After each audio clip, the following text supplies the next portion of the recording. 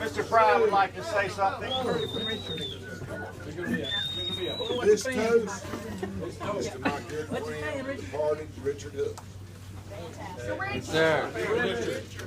This ain't no trading bar. Let me tell you a few things, and you've heard a lot of stories on Richard. But I love to sit in here and pick on him because he always had that dry humor, and he was always fun to talk to. And he usually had an answer back that you couldn't do much with. And you know how he liked to wear long sleeve shirts, and the sleeve was always starched, had a crease in it, and he'd fold them just right, about quarter of the way up, and just the look he wanted. And he went and got us some stuff in the kitchen one night. I think it was Walter Holden and I, and probably Randy Shelton sitting there drinking, trying to figure out how we're going to pay for whatever it was we just bought. And Richard came out and he turned his shirt up and he said, "Damn." There was a spot on his shirt. I said, "What happened, Richard?" He said, "I got some grease or something on my shirt." I said, "Well, obviously you must have went to the kitchen. You couldn't have done it in this perfectly clean bar you keep." I won't tell you what he said back. He was not happy with my answer.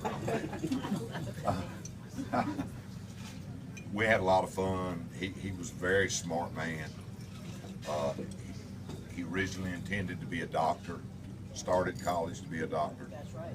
And when his father passed away, changed his mind and told his mother, "I'm not going to work myself to death like my father did, doing a job I don't want to do." So he changed his major and did other things. Very intelligent, a lot of fun to talk to, a lot of fun to be around. Driest wit I think I ever knew. He always had an answer. I don't care what it was. I came in here one night, and the bar was full except for 2 seats. And there was one guy sitting in the middle, and the seat empty on each side, and it was me and my wife.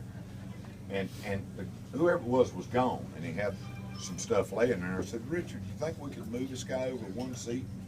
Corky and I could sit here together." He said, "Sure." He moved stuff over. Well, the guy came back was not happy with the fact that he'd been moved over 1 seat. And Richard said, "Well, there's a table empty right there. How about if I move all your stuff to a table?" Okay, so he moved everything to the table. The guy ate his salad, and Richard went to the kitchen and came out with his dinner, coming to the bar. And the guy said, "I'm just too upset. I can't eat now. Just cancel my order." And Richard said, "Here's your steak right here." And the guy said, "I'm just too upset." I said, "Richard, I created this mess. Just put all that on my bill and cut that steak up into pieces and get some toothpicks and just slide it down the bar. We'll use it for a damn appetizer." All right. Yes. Excellent. Excellent. Very good. But it was always something going on. Always something going on with Richard. And once you got to know him, you understood him and you enjoyed him. If you just came here from out of state and sat down, they left mad as hell. Because there's no telling what he said. No telling what he said. But once you came back and kind of got used to him and figured out how he was, people loved him. But you know, if all he got was a few walk-through customers that didn't come back, somebody would have killed him.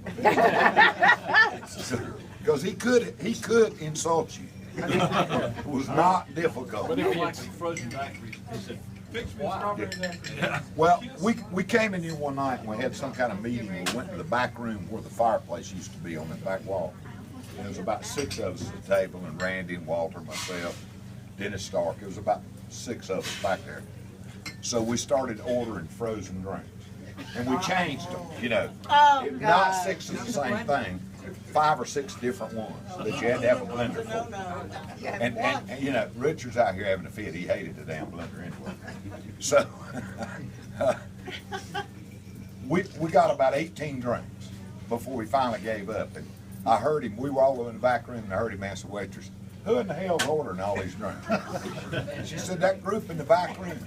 And he walked back there, and we're setting them all on the fireplace. We wasn't even drinking them. I won't tell you what he said. It took about 5 minutes for him to get through customs. But That's good.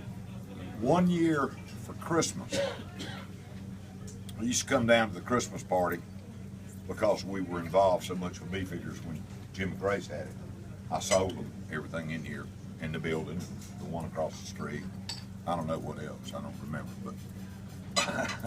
but we were at the Christmas party, and Jim would get all kind of prizes from the vendors and give them away.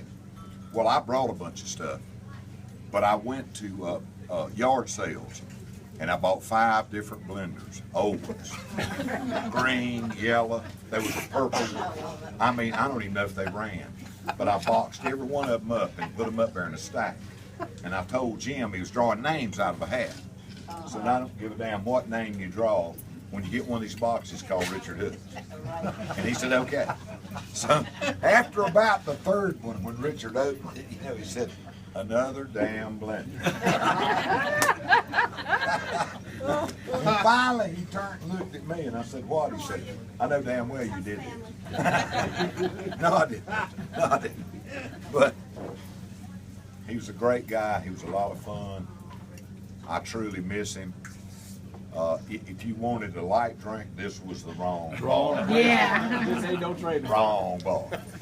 And if you were from out of town and he didn't know you and he didn't particularly like you, he'd burn you down in 2 drinks. You were done. You're out of here. Right. Richard, what happened to him? Oh, I burned him down. He's done. He's on the way to the room. Fried.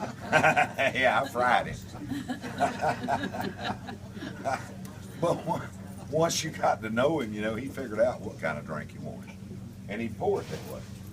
But when you first came in the door, depending on what impression you got, you know, he'd kill you. Here you are.